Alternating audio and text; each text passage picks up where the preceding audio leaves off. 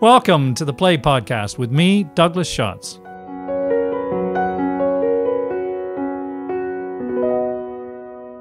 Welcome to the third episode of the Play Podcast, where we explore the greatest new and classic plays. I'm Douglas Schatz, founder and host of the Play Podcast. We're recording this episode at a time when the theaters are dark as a result of the inescapable threat of the coronavirus. My first reaction to the closure of theaters was an enormous sadness for all of the creative people whose current projects have been cut short. It is heartbreaking to think of their energies being doused and hopes dashed. I hope that many will be able to resurrect their plans and share their work with us when the lights go back on. My thoughts are also with all of the practitioners, companies, and venues whose livelihood depends on actually making theater happen, that they may come through the huge financial challenges to be able to continue their creative careers and businesses. The closure of theaters has inevitably prompted me to think about the purpose and form of our podcast about plays. In part, of course, we've been selecting plays to feature because they've been on stage somewhere where we and our listeners may also be able to see them. Although we cannot do this live experience in the theater at the moment, I hope that our podcast may help bridge the gap until we can return to see plays brought fully to life. In the meantime, we can read and talk about plays that we will be inspired to discover and see in the future. Before the theaters closed, we were excited to have recorded the first two episodes of our podcast about classic plays that were running in London at the time. Both A Doll's House and Uncle Vanya are plays that mark the beginnings of what could loosely be called modern drama.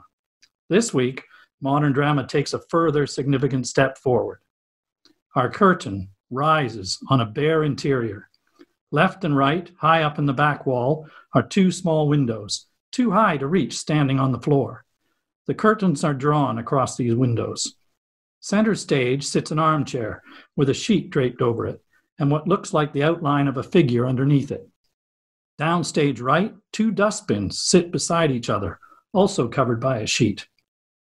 This set is the opening to Samuel Beckett's second major play, Endgame, which was staged recently at the Old Vic with Daniel Radcliffe and Alan Cumming in the lead roles. These opening images provoke an immediate sense of mystery, as well as unease. Where are we? Is that a live figure sitting under the sheet? If so, why? And what are these dustbins doing here? To help us answer these questions and many more about the play and Sam Beckett, I am joined down the line today by a Beckett expert, Dr. Matthew McFrederick. Matt is a theater practitioner, historian, and academic, originally from Northern Ireland. He is a lecturer in theater at the University of Reading, where he completed his PhD investigating the production histories of Samuel Beckett's drama in London, which couldn't be more perfect qualification for our subject today. In addition to teaching and publishing articles about the work of Beckett, his research interests include modern practices in directing and scenography, as well as contemporary British, Irish, and Northern Irish playwriting. In fact, the University of Reading is the home of the Samuel Beckett Research Center, which includes the world-leading archive of Beckett material. A place, before the curfew fell, that I'm very excited to say Matt and I were planning to visit together and hope sometime still to do. Welcome, Matt. Thanks so much for joining us.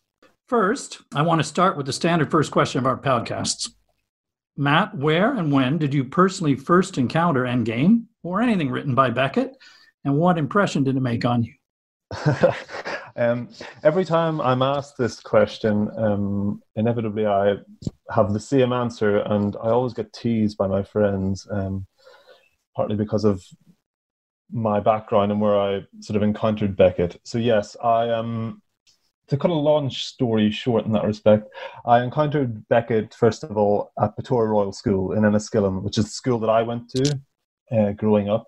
But it's also the school that Beckett and indeed Oscar Wilde ended up going to in their formative years as well. So I actually, when I was 17 or so, all I wanted to do was play football. But actually, yeah, I ended up getting an injury, quite a severe injury at that, and I was sort of led along the lines of theatre. I did one play, Observe the Sons of Ulster, Marching Towards the Somme by Frank McGuinness, and then subsequently was cast in Waiting for Godot whenever I was 18. No kidding.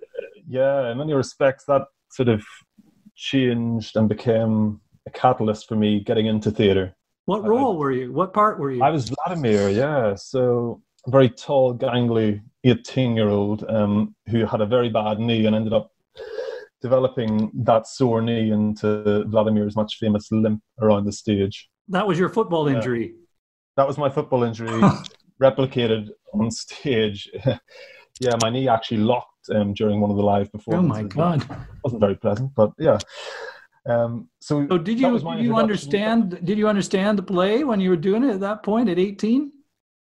No, I read it, and you sort of were told at 18, oh yeah, we want you to be in this play, and you read something, and you keep reading, and this idea of understanding or trying to comprehend the scenarios that Beckett has dreamed up don't really relate to an 18-year-old in some respects, but as time progressed, I was more and more curious and just loved the verbal exchanges more. I think it was the practical side of Beckett, the practical nuances of his writing in terms of dialogue, in terms of set, in terms of the physicality of the characters, and just even the characters themselves. That really, really hooked me in. Okay. And subsequently, I went on to study drama at Queen's University in Belfast, and had a really inspiring professor in Professor Anna McMullen, who encouraged me to work on Beckett's drama more practically, and I did that in my final year. But I also encountered, and I say encountered because where I'm from in Northern Ireland doesn't really have that much live theatre, and particularly quality live theatre. Very often we're exposed to sort of comedies, drawing room dramas, but one of my very first and most important experiences was seeing the Gate Theatre Dublin's touring production of Waiting for Godot, and that production was quite significant because it toured to each of the 32 counties in Ireland. So that was a production directed by Walter Asmus, who was Samuel Beckett's longtime collaborator and assistant director, and that was just still one of the most majestic theatre experiences I've ever had. It just taught me all the sort of essentials of drama in terms of rhythm, in terms of pace, in terms of shape. Yeah. Just a really joyous production. Fantastic. And actually 6 years later, I then went on to work with Walter, which was, wow, one of my fantastic. I mean, it's interesting saying that so you got it at that point, because my first encounter with Beckett was at high school in Canada, and we studied Waiting for Godot, and I don't think I had any idea what was going on really at that point. In fact, I discovered I did have that experience at Endgame, though, I have to say. Oh, well, we'll come to that. Just let me finish my Godot story, because tell us your Godot story. I think what I thought about at the time, somehow it just seemed to be shorthand for atheism, nihilism, the ultimate in the absurdity. It's absurd drama or literature. It was extremely challenging, a very bleak vision, almost just incomprehensible by the normal definitions of drama or literature to me. And that it just seemed to symbolize that somehow, and actually felt quite hard to get close to or really understand. That all I understood about it was it represented that, and that was it.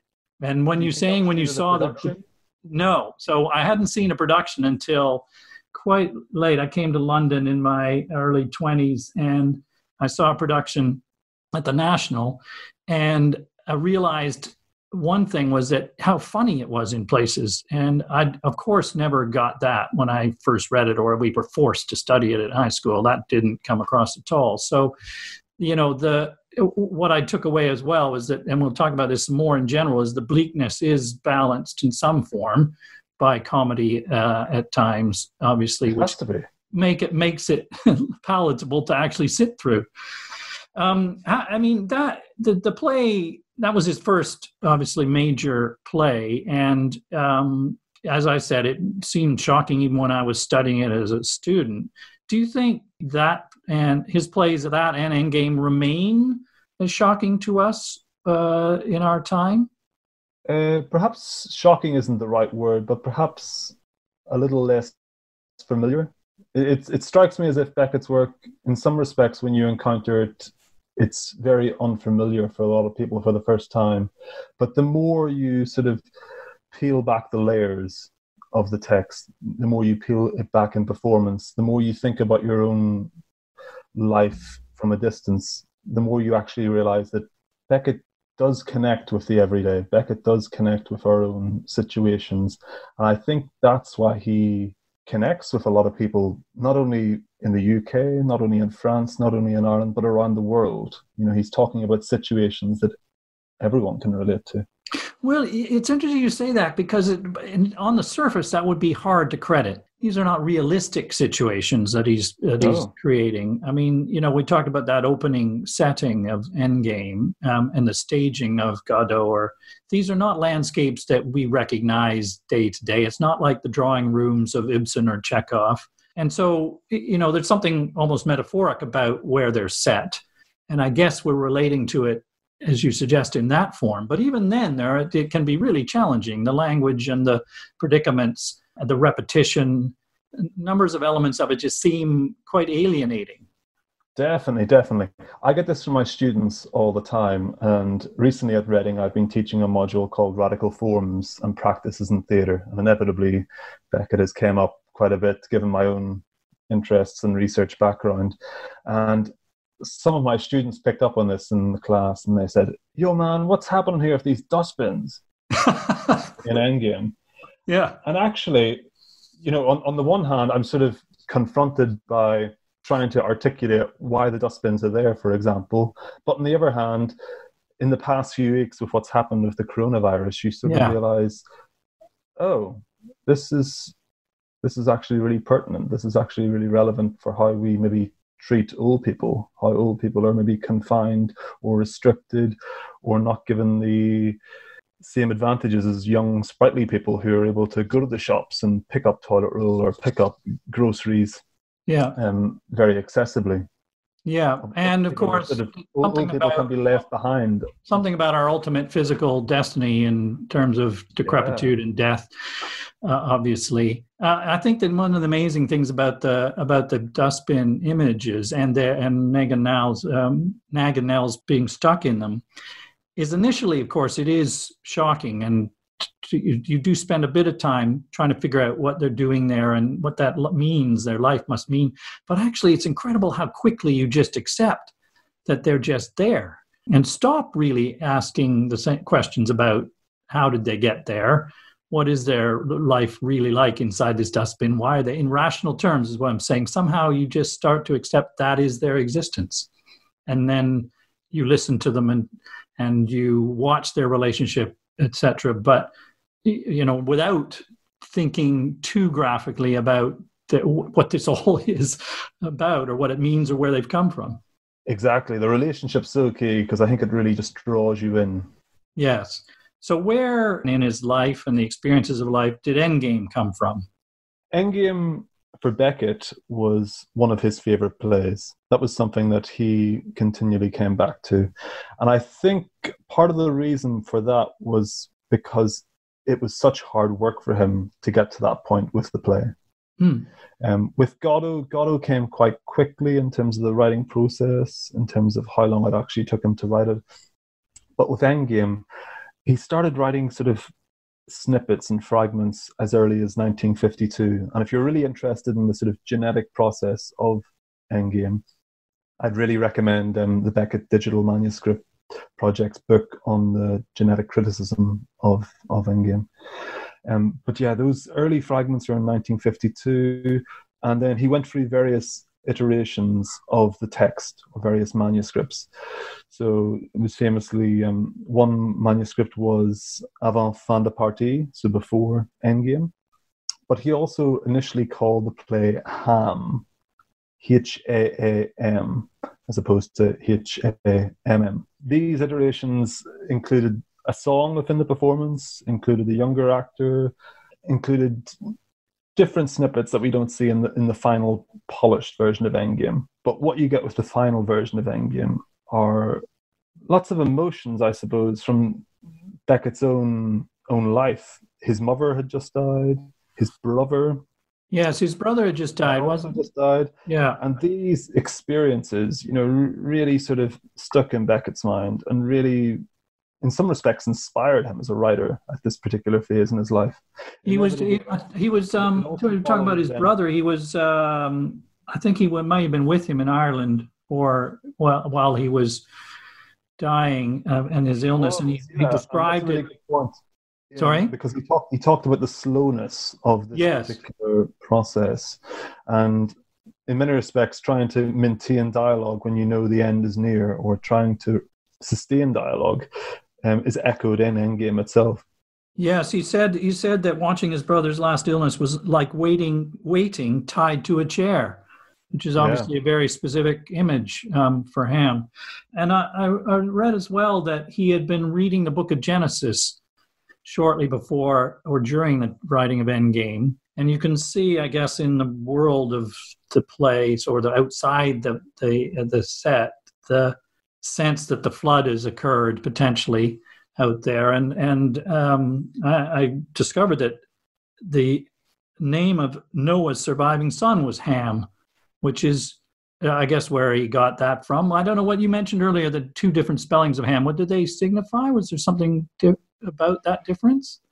I don't quite know what the HAA refers to. Obviously, that was the variant of Ham that he was using.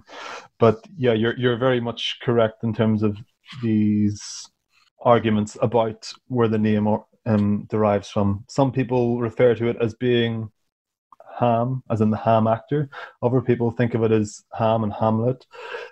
Some people think of the ham and clove relationship as obviously a big piece of ham with clove in it. Right. Or cloves in it. I never thought of that one. Yeah, whenever I worked for the Happy Days Enniskillen International Beckett Festival, which is a wonderful celebration of Beckett's life and work, we actually had various zany ways of engaging the town in Beckett's life and works. And one of those was to sort of develop menus surrounding Beckett's works. So one of the sandwiches that one of the local cafes had on offer was a ham and clove. That's brilliant. I wanted to actually just stop for a minute. You were also talking about the sort of religious references there. I also wanted to highlight sort of that very much the early lines of clove. So finished, it must be nearly finished. This also relates to Jesus being on the cross whenever he is sort of drinking vinegar and then subsequently says, it's finished. Yes. And then those are the opening lines of the play. And in fact, I was going to say that at this point, Matt, if we could, I know this is not easy, but one of the things I like to do on the podcast is just to give a very brief summary of what the play is about in terms of its plot, if there is one. For listeners who aren't as familiar with it as you are and who haven't seen it recently, so how would you describe what actually happens in this play? If you can do that, if anything happens. This is a really fascinating question, and I'm sure for anyone who's listening, they're probably asking the same question. How do you succinctly go through describing the plot of Endgame? And I find this really interesting because I think Daniel Radcliffe and Alan Cumming, they were asked this on the Graham Norton show, and they both looked at each other sort of stupefied, going, oh, crap, how do I explain this? So it is very difficult, so stay with me. I think your introduction was really, really helpful just in terms of setting the scene, in terms of that bare interior with the two windows. Mm-hmm. Within the play, obviously, there are the four characters who we see across it. So there's Ham, who is centrally located on the stage on an armchair with castors. We then have Clove, who cannot sit down. And Clove is also and always moving around the stage, but also into his kitchen, which he craves across the production, across the play. And then, of course, we have the famous dustbins, which hold both nag and nail. The one thing I would say about the plot is, in many respects, the action or lack of action means it doesn't go perhaps as far as people want it to, or it doesn't involve as much traditional plot as you maybe perhaps think of it in terms of theatre. What we get are these conversations and these cycles that are continuously happening across the duration of the play. What are they talking about? About life, about existence, about their own trivial, personal anecdotes, stories, musings. So in many respects, there isn't a sort of, how shall I say this in a way that doesn't offend Beckettians everywhere? It's a very simple setup. There is no real plot through line, but things do advance in small ways, and it goes around in circles. There's a lot of repetitive references, of course, and there's a sort of ritualistic relationship between the central relationship between Ham and Clove, of course, that who are tied together in this kind of master and slave relationship in some form of mutual dependency, not unlike Pozzo and Lucky and Godot, I think, in some form.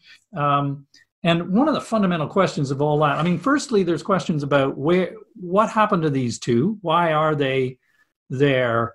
And they both seem to have injuries of some kind. Ham is blind, and Clove is physically disabled, as you mentioned, limp as well. He has a disablement in his legs and can't walk normally.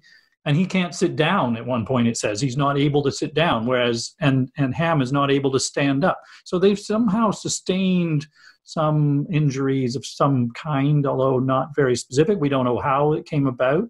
But more importantly, they are mutually tied together.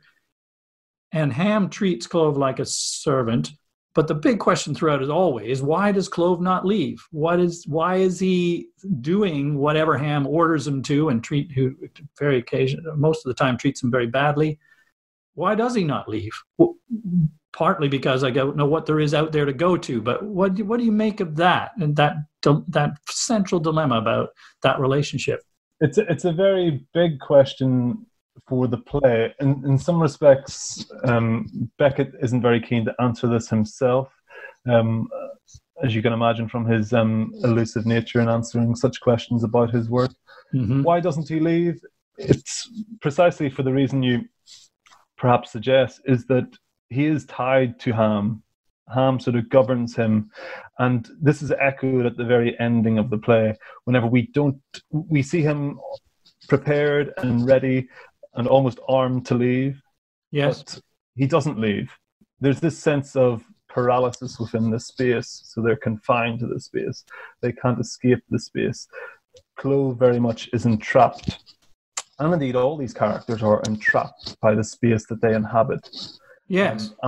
We only really get snippets and discussions about the outside world, but as deteriorated as this interior space is, the outside world is full of decay and deterioration as well. So I think that's a fascinating thing about it all as well, is what is this world that they're inhabiting, both internally but also potentially what is outside this space. Similar to Godot, there's a sense certainly that there is some form of alternative world out there beyond the stage, but the characters are not able to go to it. They are trapped. But what does that world consist of? Of course, we get glimpses in Endgame through the windows. So Clove periodically climbs the step ladder to look out the window, and Ham asks him to look out the window. And what he describes, I guess, generally is in one window is earth and one other seems to be ocean. We have the sea window, which is audience left, and on the audience's right is the earth window. Right. So if anyone is trying to sort of think about the sphere or the situation or the world that they're inhabiting, it might be quite fascinating to think of the broader sort of lenses or trying to situate what that world is. And I think that's what's really fascinating about the play in terms of its current context. If we think of the play in relation to the coronavirus as an example, why the play is so relevant is because it talks about the lack of, or how there's no more of particular objects, materials, goods. So there's no more sugar plums. Right. There are no more bicycle wings. There's no more pap. There's no more coffins. Right. All these sort of restrictions and these. It also implies that there's no one else out there. He talks about there being no one else, and there's no more nature in the vicinity. They're talking about being down in a hole. Outside of here is death. The whole place stinks of corpses. It's certainly referencing that some apocalypse has occurred, and there's wiped out whatever is out there. Nothing out there. Almost every time he asks them, "Is there anything out there?" Nothing is out there. And what does it look like? Gray, gray, gray. Nothing. Yeah, it can be very bleak, and that's entirely up to the production or producers of this play. You know how much they stress that bleakness, and I think sometimes audiences do find it hard because they sort of hone in on the bleakness. Yes. And something that we'll obviously discuss later on is this idea of comedy and how comedy features within the play. And the other thing I should say about Endgame, just in terms of the theatre, is that yes, I mentioned it resonates obviously with the coronavirus and the situation that we have at the minute, but it's also resonated through moments of perhaps political crisis as well, be it in South Africa, be it in Cuba, more recently with the production of Tanya Brunegera. How so? How does it become political, do you think? I think it's the role of ham and clove and this relationship. You know, you suggested how they're tied together, how people can't leave, how people find themselves confined or restricted by a particular status quo. It's the case that the rules that govern them almost paralyze them. So they're victims somehow of some form of oppression. Yeah, so I think that's what the directors or the creative teams working on these productions, they sort of imagine it within or situate it within their particular world or within their political situation. I was going to ask you earlier about the how much do you think the war, and in what way did that influence the vision that we see here? He did, while he wasn't necessarily right on the front line in the trenches, he did encounter quite a lot of destruction, a lot of bleakness, a lot of almost apocalyptic images during his wartime experiences. This is particularly prevalent in his experience in Saint-Lô, the city in the north of France, which was totally destroyed by bombs and fighting during the war. And in many respects, these sort of situations shroud both Godot and Endgame. I tend not to read every aspect of Godot or every aspect of Endgame in relation to this historical context, but inevitably, these sort of experiences really shape and influence a writer like Beckett. Yeah, well, I mean, yes, exactly. And he can't but have been aware of Hiroshima or the Holocaust, or so the images of these people and these landscapes can't but echo this in some form. I mean, in your wonderful introduction, you talked about how the theatre's gone quiet, but I think what will happen whenever the theatre does come back into action is that artists will start to respond afresh to the world that we are inhabiting because of the coronavirus and because of this existential threat, which a lot of people are sort of musing over, thinking over, and it will be responded to in really creative ways. Yes. So you mentioned, so we're getting quite bleak because it is, but you mentioned about comedy. There is black humor. What's Nell's famous line, "There is nothing is funnier than unhappiness." I don't know quite how that rings funny at the time, but there are numbers of funny moments. I mean, even the opening of Clove's routine to move the ladder to actually open the curtains and the windows that are above his height, and back and forth, and it's like a Buster Keaton silent film scenario, really. Watching him do all that, and then there's the points where Ham gets him to move him around the stage and return him to the very center, and they have this bickering going on about whether he's actually in the very center of the stage or not, even though, of course, Ham can't even see where he is.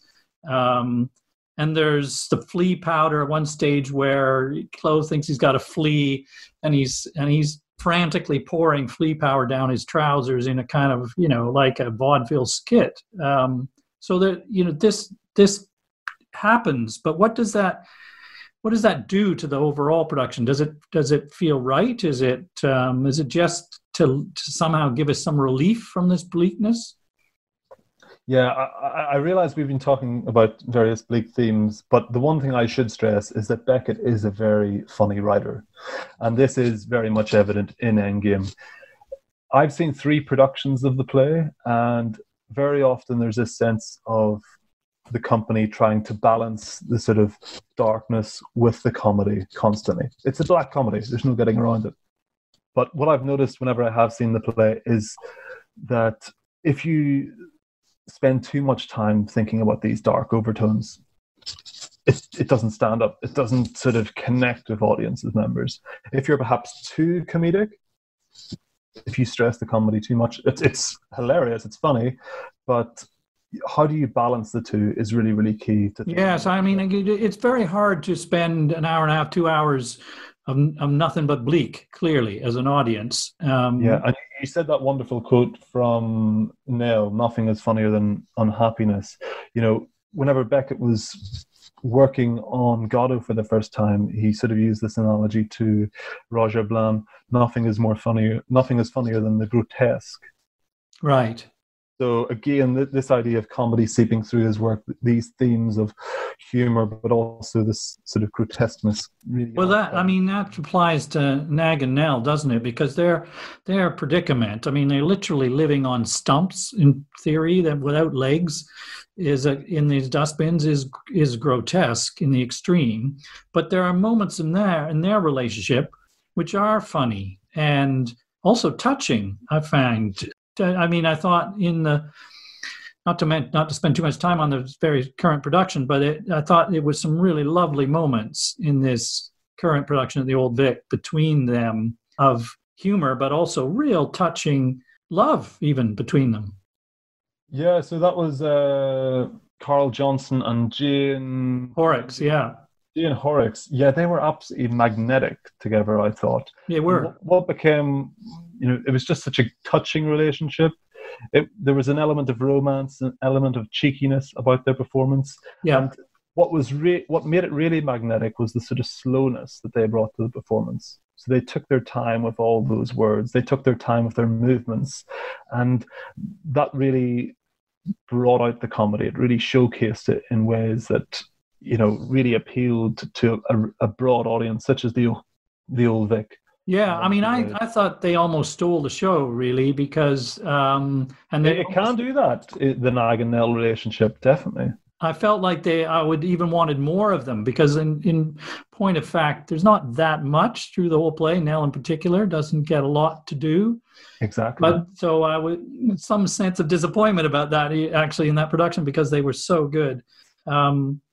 And there was a moment where, I don't know whether it's Nag says, "Kiss me," and they're trying to reach across, just their heads and shoulders across these dustbins and they can't quite get there. It's just heartbreaking in a way. But yes, fun. I mean, you're talking about funny. Even lines like, about the rat, if I don't kill it, it'll die. It's really bleak, but really, really funny clothesline. And also... Yeah. One of my favourite moments in Endgame as a play is indeed Nag's tailor story, how the tailor makes his trousers. And, it's a wonderful sense of storytelling, this particular moment, because inevitably you get Nag's voice, you get the tailor's voice, you get the sort of ridiculousness of him trying to very, very slowly deliver a pair of refitted trousers. But then that final line, "Look at the world and look at my trousers." Yeah, Such pride, says it was such joy, but it's a classic. It sort of brings out that black comedy once more to the top of the surface. It's a classic sort of extended joke format, isn't it? 3 guys walk into a bar, whatever it is, type of thing, but with a wonderful punchline. Actually, I thought even the bits about God praying were beautifully done, very funny, and they're all trying in vain to pray to God, and they look at each other and go, anything happening for you? And you go, sweet damn all, wait, no, nothing doing. the bastard, he doesn't exist. And all of that was incredibly funny, but very telling as well, of course. In fact, so telling, as I understand it, the Lord Chamberlain had a problem with censoring this bit when the play first came to London, in English, in fact, when they first did it in English. They did it in French at the Royal Court, its premiere, right? That Endgame, and which is the weirdest thing. The thing, how was it going on in French at the Royal Court in London for the first time before it was on in Paris? How did that happen? Do you want to talk about the production first, or maybe the Lord Chamberlain? Well, either of those. Go ahead. Maybe the Lord Chamberlain first, as that was your point of reference. Yeah, so God the bastard, he doesn't exist, is obviously the line. But the Lord Chamberlain requested it be changed to swine. So rather than bastard. God the swine, he doesn't exist. I mean, he'd prefer to be called bastard than a swine, perhaps. I can't. Well, the whole point, I would have thought the most important part, half of that line is he doesn't exist. But so the whole thing becomes a bit of a joke, really. And I think the press at the time were taking the piss out of the whole thing because it had been allowed to go on in French. And I guess did they not understand what was being said in French? But then when it came to the translation, they had objections. So Beckett had numerous difficulties with the Lord Chamberlain. He had that in Godot. There were sort of 12 alterations that needed to be made before the play could be produced in the West End from its club theatre set up at the Arts Theatre. Yeah. But with Endgame, there were 5 reservations, particularly around P and particularly around God not existing, and also the use of the word balls as another example. And George Devine, who was the artistic director of the Royal Court, he was very much at the forefront of trying to sort of circumnavigate the Lord Chamberlain. So they did a rehearsed reading for the Lord Chamberlain, and they did it almost rapidly, as quickly as they possibly could read it, just to try and alleviate any changes. So somehow he might miss everything. If you're going fast enough, he won't catch it. The Lord Chamberlain even had reservations about the play when it was produced as fin de partie. And I'll just tell you about the premiere, if I will, as well. Back in those times, they had the awkward moment where the national anthem was sung before each performance. Oh, right. And they decided to do a combination of Les Marseillaises and God Save the Queen at the very beginning of fin de partie. And inevitably, trying to understand Endgame in English is difficult enough, but can you imagine a London audience experiencing this for the first time in French? I mean, it must have really driven some people mad in particular. Yeah, it seems a quite ambitious idea.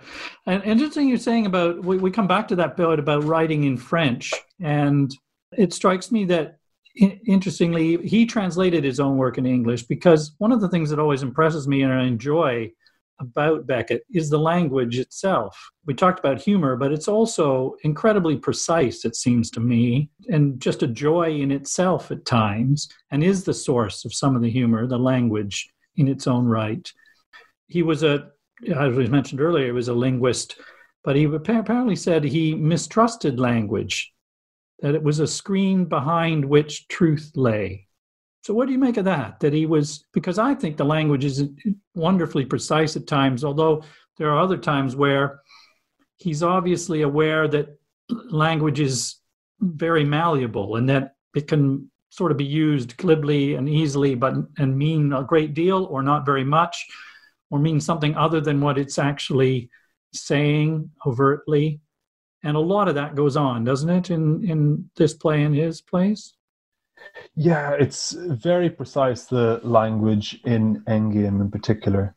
The one thing that he sort of stresses with the play in production is that it shouldn't have this element of pathos within it. If it has pathos, then it sort of weakens the substance of the play. Right. And what's really relevant or prevalent in the dialogue is that it is very sharp once it's going. And if anyone has seen the recent production at the Old Vic, that comes through really radiantly at Clove and Ham's discussions and conversations. You know, they're back and forth, they're grappling with each other. It becomes this sort of menacing game-like scenario as well. And this, I think, comes back to our discussions on comedy, comes back to our discussions on bleakness. It is all about balancing those key facets in the dialogue. So both What in your is delivery, both in your tone. Yeah. What is this a play then of utter despair or hope? Is there any hope? We talk about at the end, the landscape they occupy looks pretty ineffably bleak. There don't seem to be any ways out of this. They spend a lot of time talking about throughout the play about their lives not having any meaning. What's happening? Something is taking its course. They don't know what. Are they at the beginning? They don't know where they are. Time is just drawn out. It's repeating over and over and over again. Today is the same as yesterday. So there doesn't appear to be much hope. And as you say, is Clove, is he going somewhere at the end or not? What is your take? Is there any hope or is it just despair? No, there is hope. What's the hope? The hope is that they can sustain these conversations. Okay? I think the easiest thing for the play to do would be just to end, and it could end in the very first sentence, and that is Beckett's real innovation with Endgame, is that he begins with the conclusion. But right. The play doesn't end there. The play is sustained. The theme of trying to end, this game of trying to end, is sustained for, an hour and a half in production. So that is the game, because that was my other question, is just trying to get a clear sense what this title means. What is the end game? I suppose I should have brought this up when I was just trying to describe the plot. Yeah, that would have been really useful. But it's as simple as the title, Endgame. It's a game about ending, a game about trying to end. Whether that actually happens or not is open to debate, okay, with audiences. Audiences will inevitably be frustrated by this game, but it becomes a tactical game between Clove on the one hand and Ham on the other. And I think that was what was really, really delightful about the Old Vic production, was that with Daniel Radcliffe and Alan Cummings, it was almost a sort of sense of menacing, a sense of constantly trying to argue, uplift, disparage, convince each other that they need to sustain these actions, they need to sustain this moment that they're in. There are references to the fact that it's a game, that, Ham says repeatedly, me to play. And he says something like, since that's the way we're playing it. And of course, towards the end, he talks about the old end game, lost of old, play and lose and have done with losing. So there are specific, explicit references to playing the game. Whether it comes to an end, as you say, what do you think is happening in the end? There are multiple games. There's obviously the game that I just referenced in terms of the dialogue, but another way of looking at it, and I think what you're suggesting there, is perhaps the chess game or the chess analogies within. Right, yes. Me to play could arguably be read as white to play. Yes. Or black to play in a particular chess game. And as you know, Beckett was fascinated with chess in his personal life, but it also comes up in various parts in his literature. Okay. I'm thinking of the novel Murphy, for example, which has a whole chess sequence, if you ever get a chance to read it. Okay. It's quite boring. It's quite a laboursome read, that particular chess scene, but it's also, if you think about it in chess terms and about the gaming terms, it's hilarious because one of the pawns keeps going back and forth constantly. Yeah.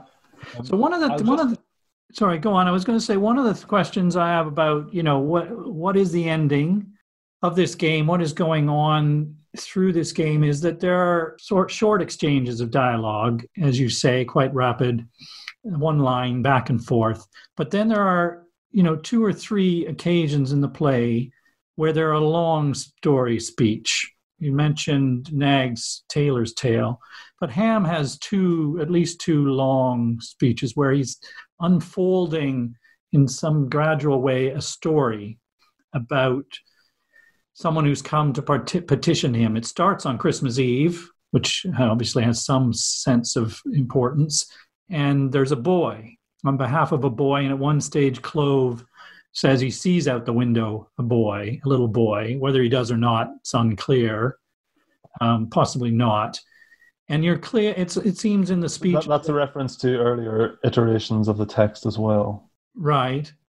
But it seems during Ham's stories that he's sort of making it up. It's like it's about storytelling itself as well. There's something self-referential about the way he's forging this story, which is how we forge stories of our own identity and the myths or explanations we need to tell ourselves to create about our place and purpose in the world. This seems to indicate that this is what these long, rambling kind of indefinite story without a clear ending is about. What do you take from those stories? Yeah, obviously, Ham, Clove, and indeed Nag have stories that they sort of keep coming back to as sort of nostalgic reference points. And indeed, in life, many of us have stories that become nostalgic reference points. So This is, exactly highlighting why perhaps the play is relevant. Wherever we inevitably finish those stories, again, is replicated in Endgame really beautifully. And with Ham's story, what's really fascinating is that it's him trying to sustain or carry on this monologue, and he breaks it into 4 different parts, if you like. So the first part is about carrying on the monologue. The second is about speaking to the beggar who's lying at his feet. Yeah. The third lends the latter his own voice. And the fourth is when he recites this epic again. Okay, but what Beckett is sort of doing here is almost like fencing in Ham, if you like.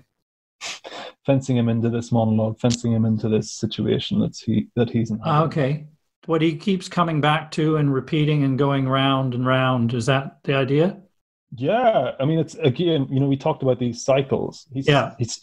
He's stuck in this monologue. He's stuck in this cycle. He's almost stuck in this nostalgic moment without resolution. But it obviously has echoes. It had echoes of the Christian story, of the Christmas story, of the coming to the manger and with the potentially looking for help there. It seemed to be somewhere there may be hope in the story and what might happen, and there'd be some human sympathy, for example, that he might be able to help this beggar and the boy in some form. So he recognizes that might be of some value. But of course, the irony is he can't. No, and it doesn't reach any resolution. And it's just a story anyway. Perhaps I could come back to the idea of the game, because I think that's really important. And if I may read a short segment from Beckett about chess and the importance of chess within this game, within the structure. Great. So in his Schiller Theatre production, in the diary for that there, he refers to Ham is king in this chess game, lost from the start. He knows from the start that he is not only making senseless moves, for instance, that he will not get anywhere at all with his gaff. Now at last, he's making a few more senseless moves, as only a poor player would. A good one would have given up a long time ago. He's only trying to postpone the inevitable end. Each of his motions is one of the last useless moves that delay the end. He is a poor player. And I think, we talked about the difficulty in defining the plot right at the beginning of this discussion. But actually, if you come back to a really wonderful quote like up there, that in many respects is a nutshell of how maybe to investigate or explore Endgame. Yeah, I think that's fascinating. That's just given me such clarity all of a sudden somehow. And maybe just it's a suggestion that we're all pretty poor players at this game of life, aren't we? I think so. It's interesting you referenced the German production. Beckett, I was going to actually just move straight to that, was about Beckett as a director of his own plays, because he did actually direct Endgame twice, as I understand it, in a German production in 1966, you just referenced, and also in English later in 1980, quite a bit later. And one of the things I came across in my research was absolutely fascinating, which I'm sure you're very familiar with, is these theatrical notebooks, which he compiled and then have been published by Faber. So you've got reproductions of his hand-scrawled notes. Paperback, which is really handy and a lot cheaper, I think, as well. Yes, exactly. No, and I acquired that as a secondhand book, and it's brilliant. But one of the things I was interested is what you learn from him directing his own plays about the plays. And one of the things I read was that he was primarily interested in the rhythm of the whole thing. Apparently, when he was directing at some stage, he thought of the plays and the rhythm of the language as music. In rehearsal, he apparently beat the rhythm out with his hand on his leg or something, and so that he was, in a sense, choreographing this thing, and he had a sense of a separation between what is being said and movement. So there's a lot of that in the very specific stage directions, of course, and as we've talked about earlier, in the production at the Old Vic or in these productions, watching the way Clove maneuvers around the stage and Ham maneuvers Ham, etc. It's really important, the rhythms of that movement throughout. So what else? What do you talked about avoiding intellectualizing the text somehow, and although we spent a lot of time trying to do that in terms of its philosophical meaning or intent, but what do you take from that, from what you know about how he was as a directing his own plays? What's really important to realize with Beckett, and particularly his early theatre, is that he wasn't very experienced in the theatre. And what I mean by that was he wasn't very practically experienced. So yes, Right. He'd been to see productions quite a bit at the Abbey Theatre in the 1920s when he was at Trinity, for example. And yes, he went to see quite a number of theatre productions across his life and was very much influenced by other popular entertainment forms such as vaudeville acts or the music hall, for example. Mm-hmm. But when Beckett wrote Endgame and wrote Waiting for Godot, he didn't have that practical experience that he necessarily had towards the end of his playwriting career. Right. And what the plays, or what Endgame and these early productions that he was involved in, allowed him to sort of refine his vision of the play. So he was involved in numerous productions of Endgame. He was involved in the first production in 1957, Found a Party at the Royal Court. He was involved in the English language premiere 1 year later at the Royal Court, and he was involved in another production in 1964 at the English Theatre and at the Royal Shakespeare Company. But he didn't direct it, as you said, until he went to the Schiller Theatre in Berlin. And that allowed him to sort of revise the text according to a given space. Because with these productions, and it comes through really clearly in the notebooks, is that when he's working with different actors or when he's working in a different theatre space, and inevitably with different people involved in the production, the play changes. You get a different production. Yeah, you get a different production, you get a different play as well. And, there are hundreds of changes and tweaks along the way in those notebooks, which is really, really important to highlight. Did you have some involvement, did you not, in the Old Vic production? Did you to a point where you picked up any clues about how Richard Jones, the director, and others, they wanted to approach it in that production? So I met Richard Jones in, was it June 2019? A mutual friend got us in touch, and he wanted to talk about Endgame as a play. He wanted to talk about it in performance. And yeah, we had a chat about the play. I made some recommendations in terms of readings, one of which was indeed the Theatrical Notebooks. And yeah, he very kindly invited me into one of their later rehearsals at the Old Vic as well. Right. Which is very much a bare bones staging at that point. But what was really fascinating was just how the production developed from that rehearsal to what I obviously saw on stage.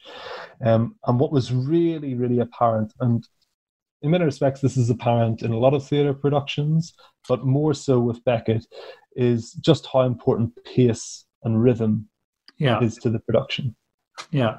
At times in that early rehearsal, it did feel a little bit slow, and Beckett says in the notebooks, slowness kills the play.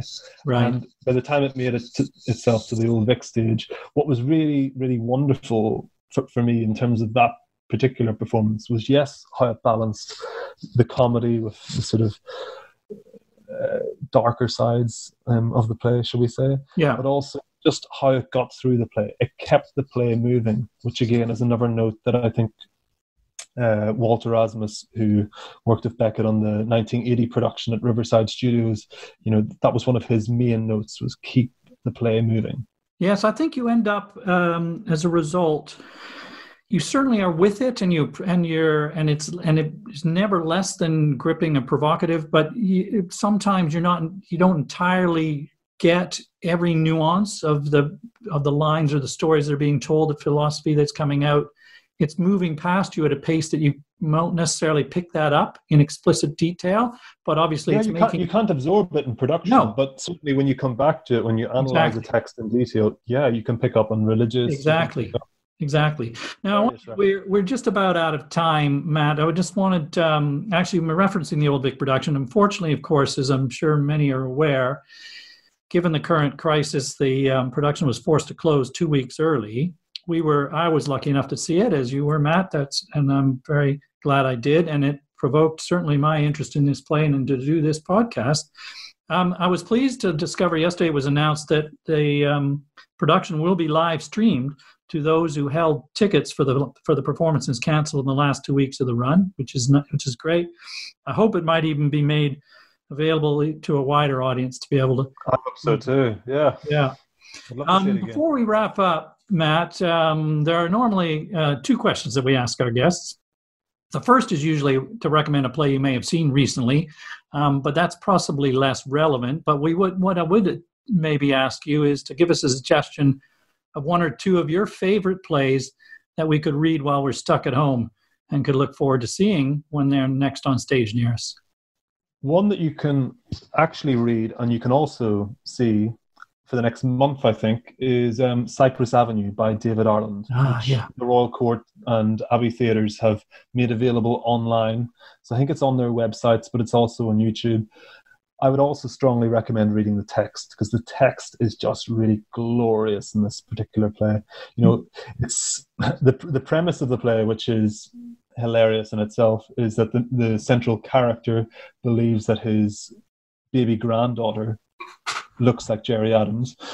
Yes. And it turns out she doesn't actually, she isn't Jerry Adams trying to infiltrate the family, as they say in the play. But this is a play that is yes, it's set in Northern Ireland, but its themes are more global. Okay, it really explores identity politics in absolutely hilarious ways. It can also be a bit stark and a bit horrifying at times. The ending is really, really unsettling, but really profound, if that's the right word. Yeah. So I couldn't recommend Cypress Avenue highly enough. It's been one of the best productions that I've seen in London since I moved here. I agree with you, Stephen Ray. It was absolutely magnificent. It's by David Ireland, directed by Vicky Featherstone at the Royal Court. And definitely it's a privilege that it's available online to see. As you mentioned, it's scathing about, it's somehow more relevant, not just about Northern Ireland politics. It obviously uses that, but to reference the divides, that the bigotry that divides us wherever we are, and based obviously specifically potentially on religion, determining that a baby has a religion. Everything. Yeah. So it's a great recommendation, and you, as Matt says, you can see it. Now, there's so much more I'm sure we could have talked about, but we have to limit ourselves to this time. Matt, thank you so much for joining us, for your company, your wise conversation, your expertise. Really enjoyed it. We have been down the line. I hope you probably realize this, listeners, that we haven't been in the same room today, unfortunately, but I hope the technology has worked so that it sounded good enough for all of you. So Matt, you started earlier. The stark situation that we've seen played out on the stage in Endgame may have seemed like audiences like an absurd existential fable. But the predicament of people trapped in isolation in a world that has experienced some form of apocalyptic trauma rings eerily recognizable in our current times. What sign of hope do we take away with us from Beckett's world, other than an understanding of our common humanity and the challenges we all face in finding meaning and solace in life together? Thanks for listening. Stay well, and goodbye until next time.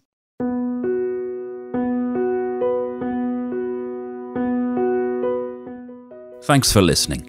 To listen to other episodes, to find out news about future episodes, or to leave comments about what you've heard, please visit us at www.theplaypodcast.com.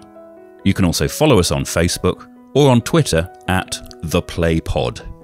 You're also welcome to email plays@theplaypodcast.com to suggest plays that we could talk about in future episodes. You can also register your suggestion on the website. Thanks again, and see you next time.